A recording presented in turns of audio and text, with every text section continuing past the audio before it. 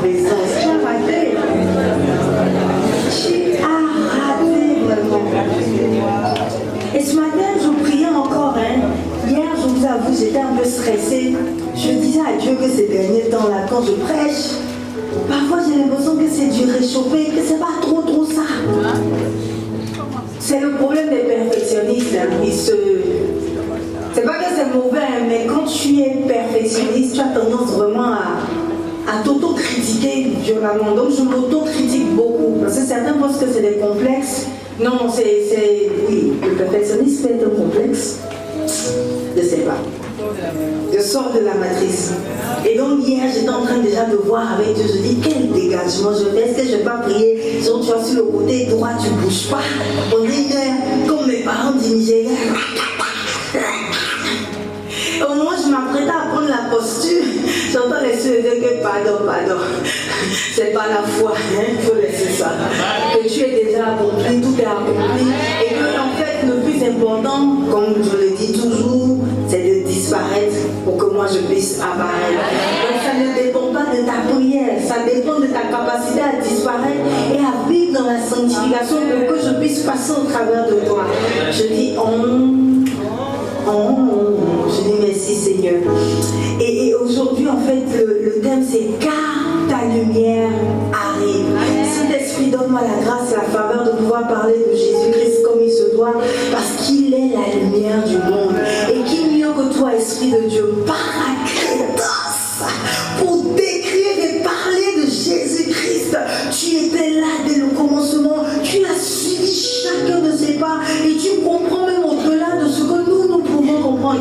La Bible dit que quand tu vas venir, tu vas nous dire ce que tu as entendu du Père, des choses que nous n'avons pas encore entendues, des mystères que nous ne connaissons pas. Paul pouvait dire, nous connaissons en partie. Esprit de Dieu, toi qui as la plénitude de la connaissance, nous voici devant toi à ton école. Nous attendons cette parole-là de ta part, cette parole-là qu'on appelle souvent Réma. Réma qui veut dire quoi? La parole de Dieu révélée. Parce qu'il y a la parole de Dieu, mais il y a la révélation de la parole de Dieu. Et nous voulons entendre cette parole révélée que tu as pour nous. Pas un message, pas une prédication, pas un show, mais une parole qui touche, une parole qui transforme, une parole qui change, une parole qui restaure, une parole qui relève, une parole qui renouvelle, une parole qui redonne vie aux ossements desséchés. Car il y a dans l'assemblée une femme particulièrement qui pleure au-dedans d'elle-même parce qu'elle a perdu tout espoir. Elle allait de malheur en malheur, d'échec en échec, Seigneur. Ses ossements sont complètement desséchés. Elle a perdu l'espoir. Pense à ta fille éternelle de grâce. Pense à ton fils qui, Saint-Esprit, doit prendre des décisions pour que sa famille puisse être élevée, pour que sa famille puisse atteindre le rêve qu'il a toujours voulu et poursuivi.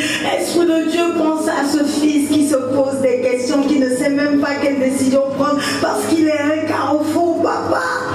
Pense à chacun de nous, tes enfants, et donne-nous une parole qui donne la vie, cette parole-là qui a fait que les apôtres n'ont pas pu te renier malgré le fait que la foule voulait te tuer, et que Pierre pouvait dire, tu as les paroles de la vie. À qui d'autre irions-nous?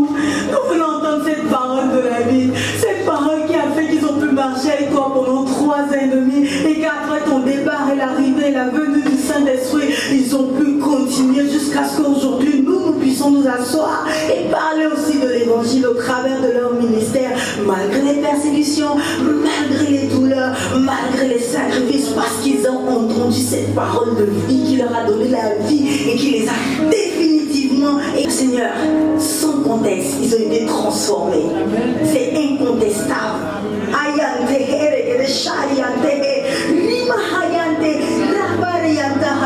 Saint-Esprit, c'est vrai, tu te veux, mais touche, donne la lumière là où il doit avoir la lumière, éclaire ce qui doit être éclairé.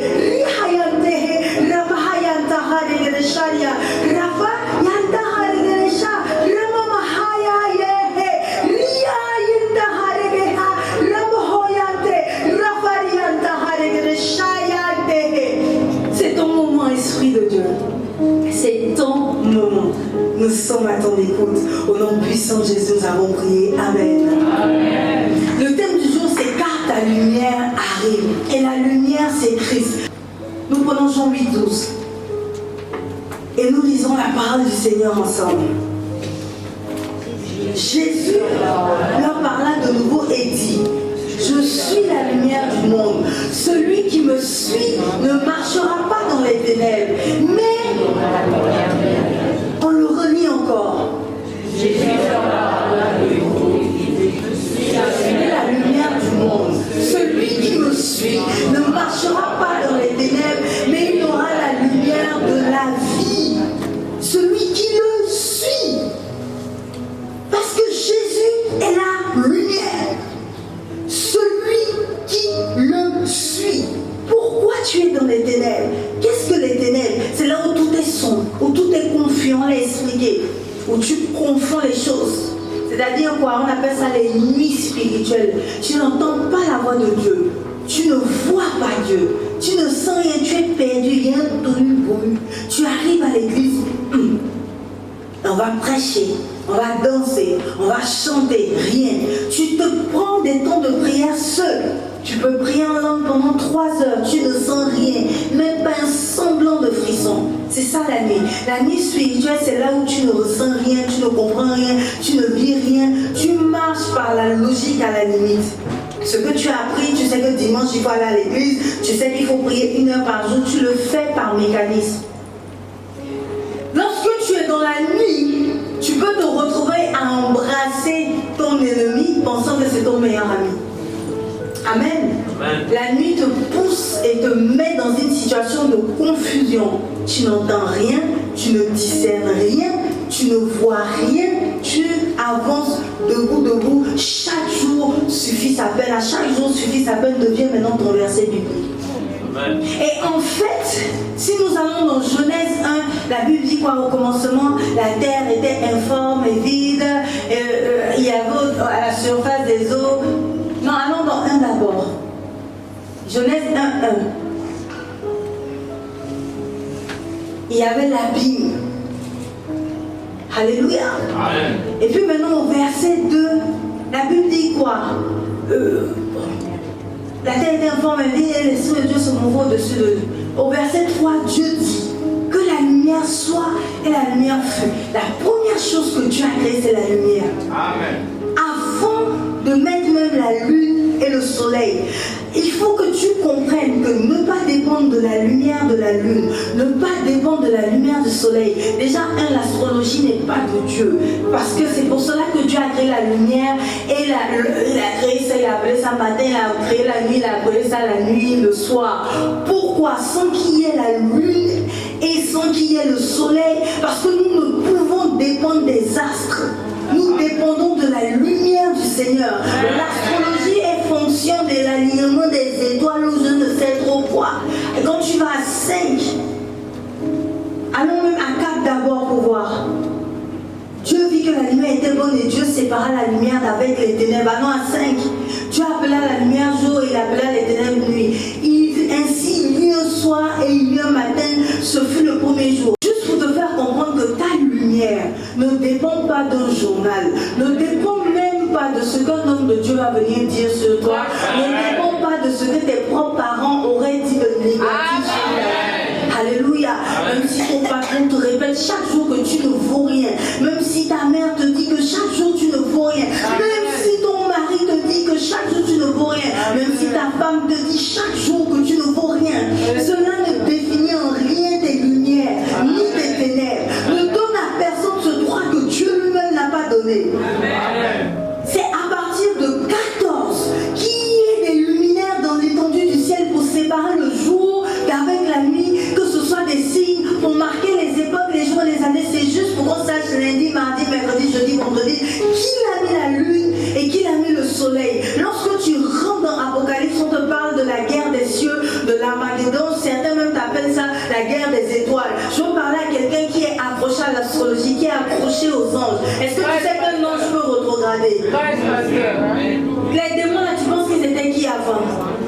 Ce sont des anges déchus. Satan n'est que Lucifer déchu. Avant il était quoi, Lucifer?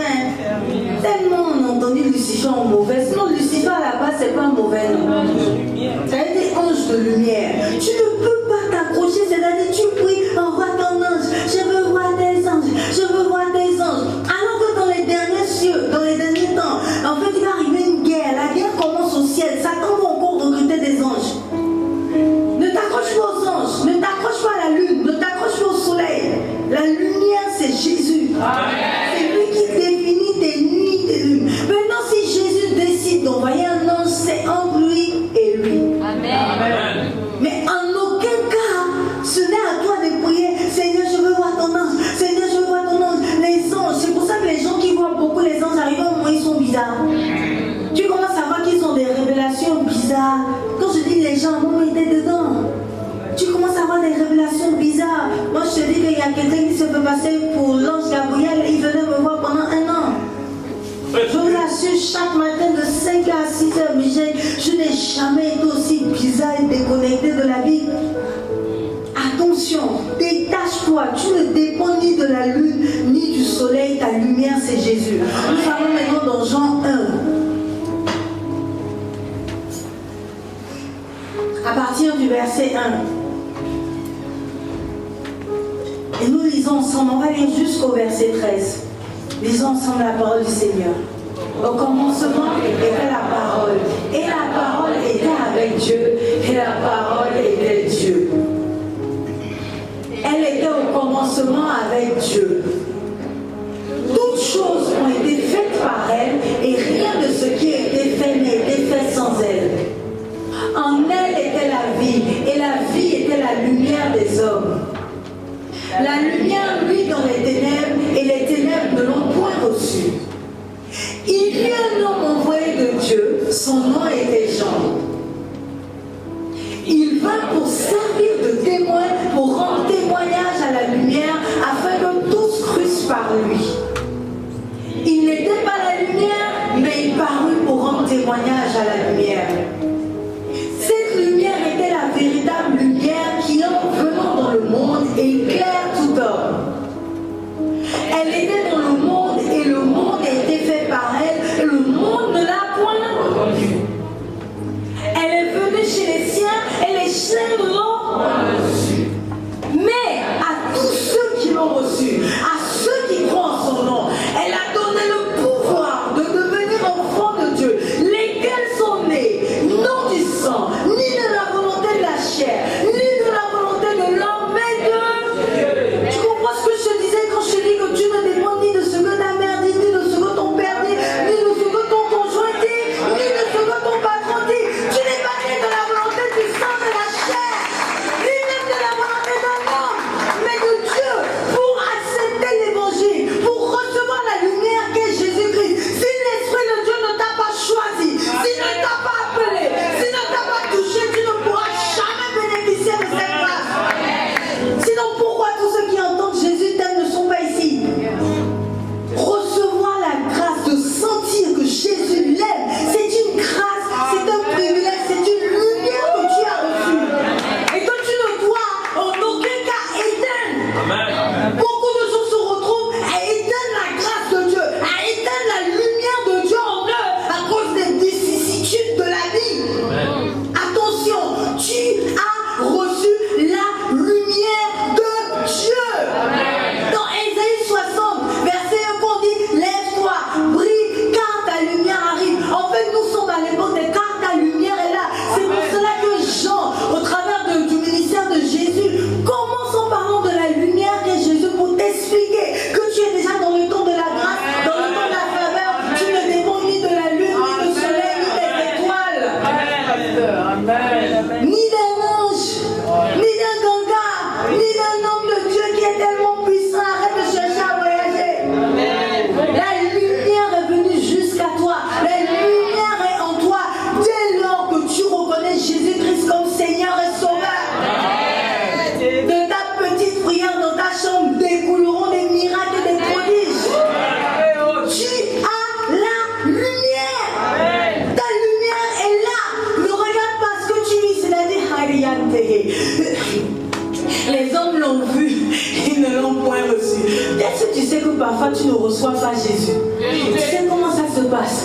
Oh Seigneur Jésus, je te donne tout mon cœur. Seigneur, je veux la promotion. Bah, tu es licencié. Qu'est-ce que tu fais? Tu éteins la lumière, genre, oh, il faut que je commence à chercher le travail, je dois moins aller à l'église, je dois moins servir. En fait, je prie tellement que je suis en train de rater ce qui est en train de se passer sur terre. Tu es en train d'éteindre ta lumière, tu es en train de dépendre de la lune et du soleil. Qui t'a dit que tu as besoin d'un travail pour manger? Qui t'a dit que tu as besoin d'un travail pour être reconnu dans la société? Qui t'a dit que c'est le travail qui te donnera ta valeur? La preuve, on dit souvent quoi? Il est esclave de son... Le travail ne fera de toi qu'un esclave. Si tu le poursuis, c'est une ancienne carriériste qui te parle. J'étais extrêmement focalisée sur ma carrière. Et je me laissais définir par des hommes. Quand tu as un nouveau patron qui reconnaît ta valeur, waouh, merci Seigneur, je suis béni. Quand tu as un nouveau patron qui te met au placard, oh Seigneur, bénis-moi encore, Seigneur, bénis-moi. Tu te laisses définir par un fils d'incirconcis. Hey, c'est ça qui définit ta valeur. Parce que la fille est partie, on ne vit plus. Il n'y a plus Jésus sur terre. Hey, il paraît que j'attaque souvent les frères. Non, c'est pas vrai. Oh, les frères. Mais sinon, parce que quand je regarde les sondages, le nombre de fois augmente. Si c'était si vrai, il serait plus là. Combien les gens sont un peu maso. Hein? Alléluia. On est un maso en Christ. Oui, pour être en Christ, il faut être un peu maso. Hein? Parce que celui qui... il faut crucifier ta chair pour vivre la plénitude de l'esprit. Il faut être maso pour être chrétien. Alléluia. Ta lumière est déjà là. Ta lumière, elle est en toi. C'est Jésus-Christ de Nazareth. Arrête de sous-estimer ça. Arrête de banaliser ça. Tu es déjà dans la lumière parce que tu as reçu Jésus-Christ. C'est pour ça qu'il dit quoi? Que lève-toi, brille. Maintenant, on peut dire ta lumière est là. Amen. La gloire de Jésus se lève sur toi. Amen. Je veux donner d'abord un exemple. Je me souviens que une fois, le Seigneur, j'étais au chômage. Et le Seigneur m'a dit, écoute Anna, c'est bon, je vais te donner un poste de directeur. J'avais à peine 29 ans. Il dit, il dit, oui, tu seras directeur à 30 ans. Il dit, ouais Seigneur. Tu sais la première chose que Dieu m'a fait changer? Mon habit, mon habillement. Il m'a dit, habille-toi comme un directeur, je vous assure. Pendant un an où je me cherchais, j'étais habillé comme un big boss dans les taxis. Alléluia. Je ne marchais qu'avec tenez, même les gens même qui étaient mes amis, on se posait des questions. Ils sont là, ils parlent de l'ordre de directeur. Toi, tu es au staffing. Mais je suis avec eux. Et puis, petit restaurant, les petits 10 000 qui me restent, je participe. Parce que ce sont mes collègues, ce sont mes pères. Ce sont mes pères. Yes. P-A-I-S. Yes. Et donc, tellement que je marchais dans ça, tellement que je m'habillais déjà dans ça, je vous assure, c'est venu. Quand ça lui fait l'entretien, c'est les gars qui me reçoivent. Non, mais vous avez un degré. Yannick peut rendre témoignage. Elle a suivi ça. On dit non, que celle-là est à un niveau de directeur. Bon, il y a un poste de directeur adjoint. Je dis, c'est pas grave. Il y a directeur et directeur.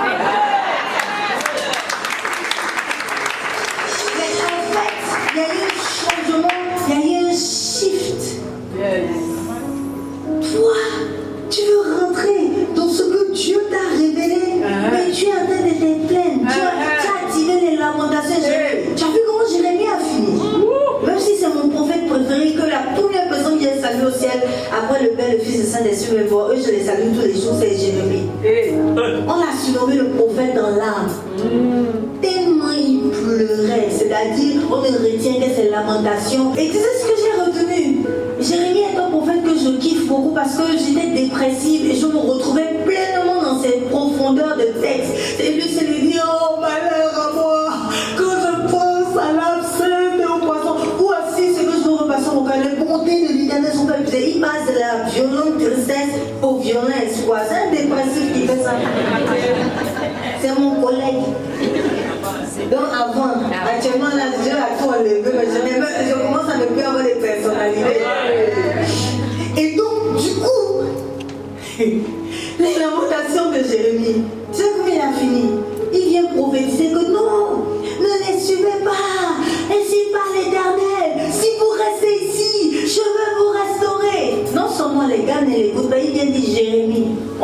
entendu ce que tu as dit. On n'écoute pas. Et puis il y a qui dit, tiens, parle-toi lui-même. On le lit, on le soulève, puis on l'emmène. Et on sent qu'il se retrouve à être en captivité. Le prophète en âme, sa prophétie n'est pas, excusez-moi, il n'était pas respecté par le peuple d'Israël. La vérité est bonne à dire. Une fois il prophétisait, on est venu le gifler. En tant Élie était peureux. La tante Jézabel s'est levée, Élie a fui, on dit la marché 40 jours, c'est ça. La paix, l'onction, Rabien, les deux là, ça peut aller.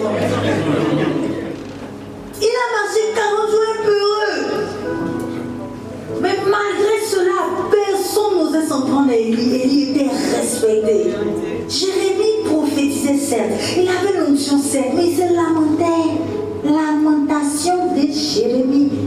Les lamentations ne vont pas t'emmener dans la nouvelle dimension à laquelle tu aspires. Les regrets, quand je dis ça, ça change, mais les regrets ne viennent pas de Dieu. Le Jésus que nous on sait là, il est toujours devant. Il a zouzé. Tu comprends? Il n'a pas dit.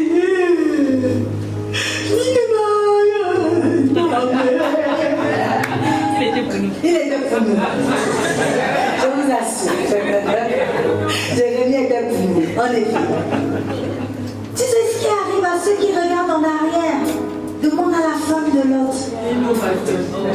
Il reste figé dans le passé. C'est pour ça que la Bible dit qu'elle est devenue une statuette. Elle est restée bloquée dans le passé. Ça l'a détruite. Elle n'a pas pu voir l'avenir. Laisse tomber les regrets.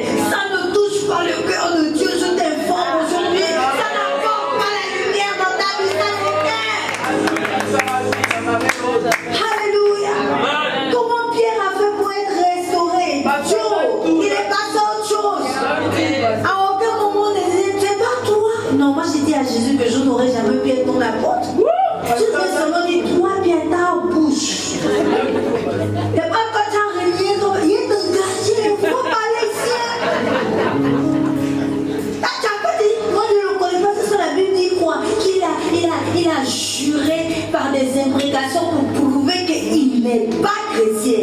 Wow! Tu as lutté pour nier Jésus. S'il était resté devant Jésus, regarde, Shanta, Judas était dans les regrets, c'est pour ça qu'il s'est suicidé, il n'a pas pu revenir. Les regrets l'ont fait se tuer. Est-ce que tu sais que si Judas était simplement venu se mettre à genoux devant les apôtres pour dire je regrette la même parce que, attends, Pierre l'a renié, c'est pareil. Judas n'a pas renié, il a juste dit voilà où il est. Fait. Non.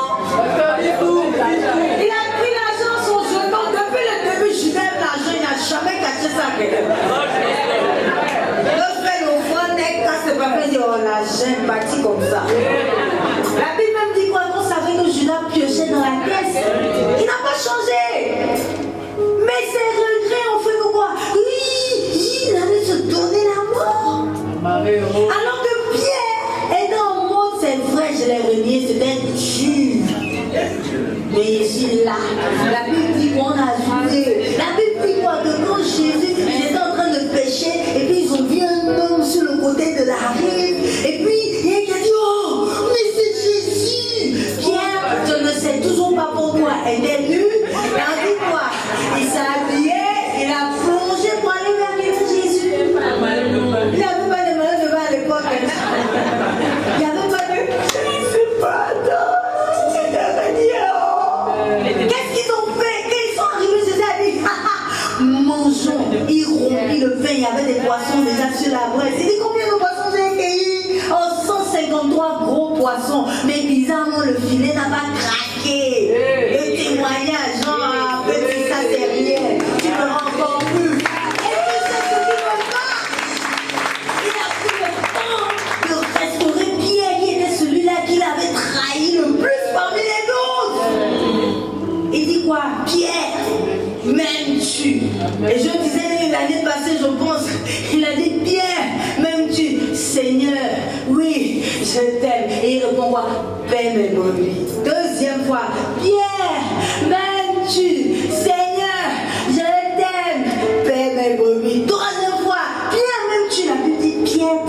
répondu, Seigneur, tu le sais, tu sais toutes choses. En fait, à chaque fois que Jésus disait, Pierre, même tu peux m'éblouir, ça éteignait les fois où il avait fait des imprécations, où il avait renié Jésus. Parce qu'il a renié Jésus combien de fois? 3 fois. Jésus lui a parlé combien de fois? 3 fois.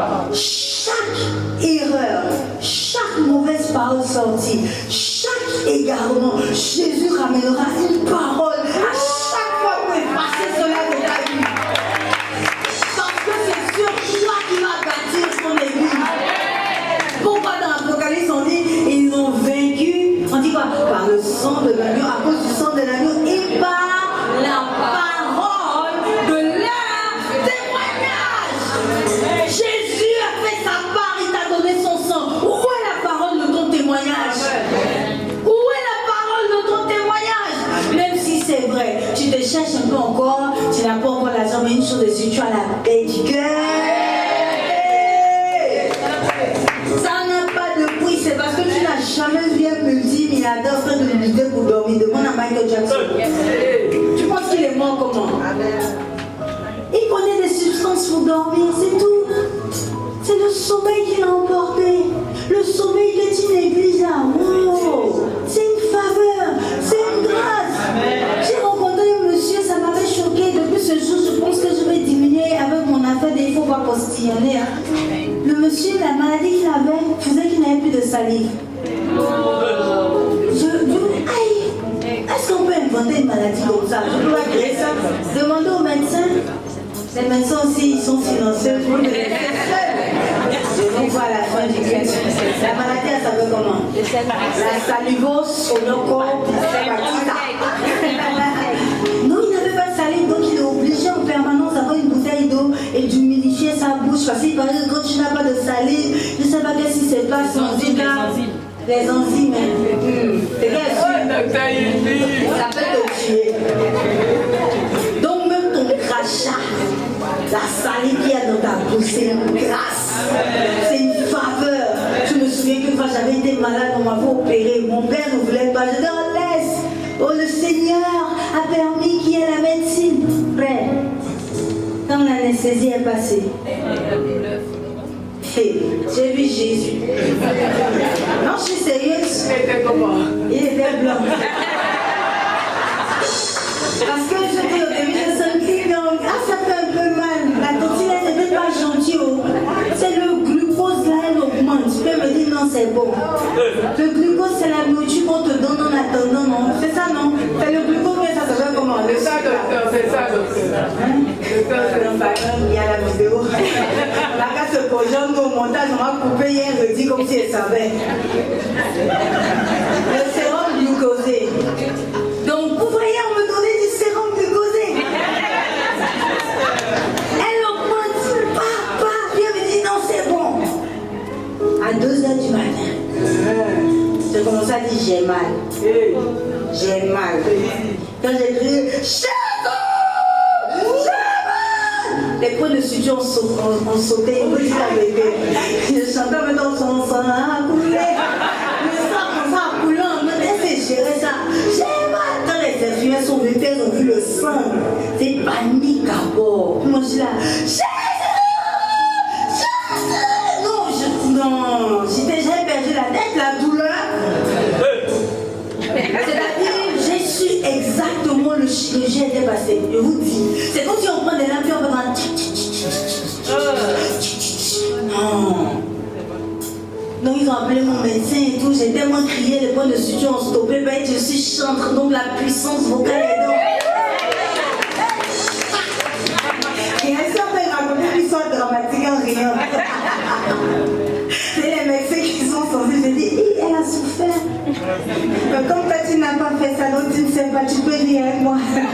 Parce que quand j'avais crié Jésus, Jésus, c'est comme si arrivant moi je ne sentais plus rien. Mais ils ont tellement paniqué qu'ils m'ont quand même mis un calmant et tout. En fait, j'ai compris que l'homme n'est rien. L'homme n'est rien. Tout ce que l'homme fait, il y a son petit, il y a son. Mais pour Jésus, on dit c'est propre. Le Baoulé dit anti-propre. Il n'y a pas erreur. Il n'y a pas photo, c'est même pas pourquoi j'ai donné l'exemple de la Seigneur ta grâce. Ça m'a égaré. De toute façon, on a la fin du message. C'est l'ivresse du canal. Ça peut inviter pour revenir. Pourquoi je donnais l'exemple? Ça, j'aime pas. C'est que celui qui doit comprendre, comprendra ce que l'Esprit dit aux églises. Amen. À chaque jour suffit sa peine.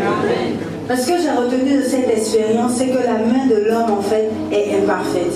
La main de Dieu est parfaite. Je ne dis pas qu'il ne faut pas se faire opérer, hein. Non.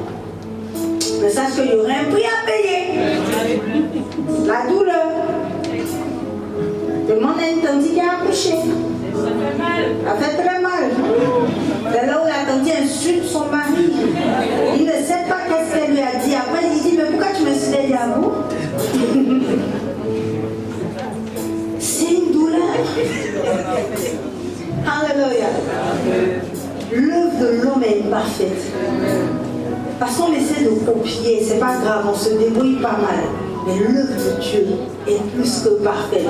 Ce que Dieu a fait, j'ai commencé à comprendre l'utilité de chaque organe. Quand on te retire un truc, je vous assure, il y a des. C'est-à-dire, tu sens. Même l'appendicite, l'appendicite, c'est la crise. Même l'appendice, c'est ça, non, c'est pas ça. Ah, mais c'est un riz, tu vas arriver, tu ne crois pas. Même ça, quand on te retire, ça a un rôle. Tout a un rôle. Tu es en fait la lumière de Dieu. Tu es le témoignage vivant.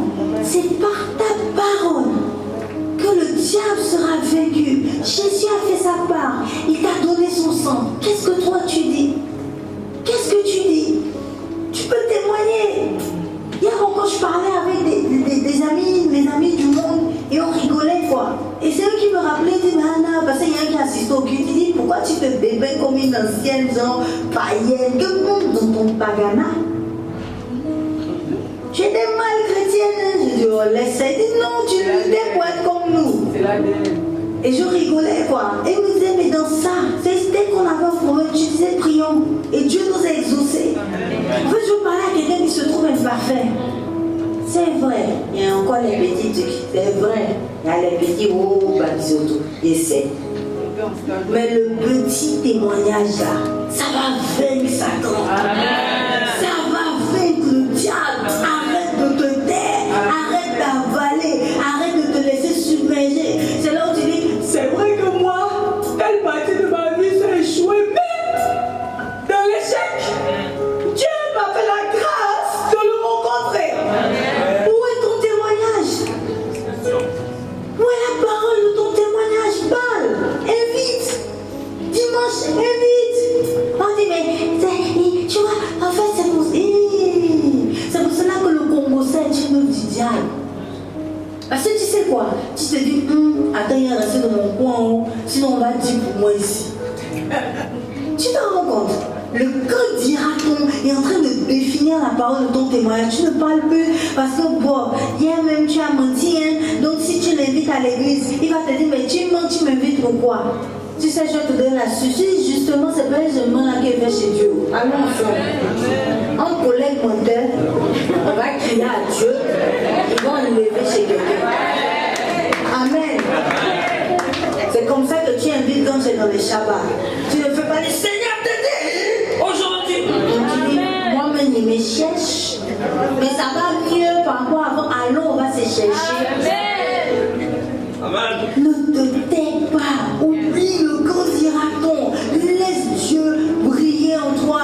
Tu ne dois pas cacher la lumière. La Bible dit on ne met pas une lampe sous le boisseau. Autrement dit, on ne prend pas la lampe pour la mettre sous la table. On ne prend pas la lampe pour la mettre sous le lit. On ne prend pas la lampe pour la mettre sous la chaise. On la met en haut pour que ça puisse éclairer. C'est Dieu qui va peaufiner ton témoignage au fur et à mesure. Ça, c'est le sang qui va sanctifier, qui va purifier. Toi, tu dois ouvrir la parole. Tu dois ouvrir la bouche pour que la parole sorte, pour que le diable puisse être totalement vaincu. Amen. Car tu es la lumière de Dieu. Alléluia.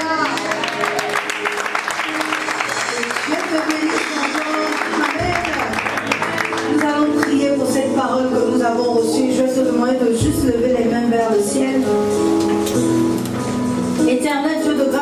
entendu ta parole et nous avons été pleinement édifiés. Saint-Esprit, la particularité de ta parole, c'est que c'est une parole vivante qui vit en nous. Esprit de Dieu, continue à te saisir de chaque parole de Dieu en nous. Donne-lui la vie, que l'Esprit en nous commence à créer des choses, qu'il construit ce qui est à construire, qu'il détruit ce qui est à détruire, c'est-à-dire tout ce qui n'est pas de toi. Esprit de Dieu, nous voici devant toi, ton œuvre en nous, continue. Je prie afin que les barrières, les écailles des yeux tombent, les barrières tombent et cèdent, le joug est retiré au nom puissant de Jésus-Christ, le voile de nos pommes est déchiré au nom puissant de Jésus-Christ. Tu es à l'œuvre, Esprit de Dieu, tu fais ton œuvre et personne ne peut t'arrêter car tu es le Dieu des dieux et tu as fait de nous des enfants, non pas de la volonté d'un homme, ni même par le sang, non par la chair, mais par ton sacrifice, Seigneur Dieu, parce que tu en as voulu ainsi. Papa, sois notre Père, que notre vie témoigne que notre Papa est Dieu. Nous voulons être le fruit de la lumière que nous avons reçue. Au nom puissant de Jésus, nous avons prié. Amen. Amen.